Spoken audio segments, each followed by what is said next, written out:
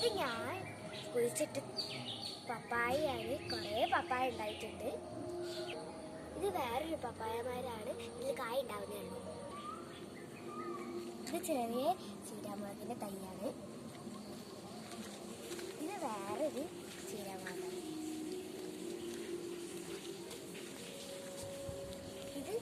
ഇതും ചീരാമുളക്. ഇതെൻ്റെ അമ്മമ്മ കുഴിച്ചിട്ട പപ്പായമരാണ്. ഞങ്ങളെ വാഴത്തോട്ടാണ്.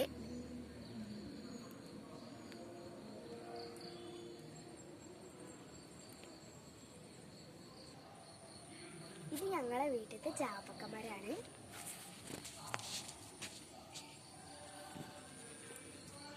ഇതെൻ്റെ പൂള കൃഷിയാണ്. ഇതെൻ്റെ മത്തൻ കൃഷിയാണ്.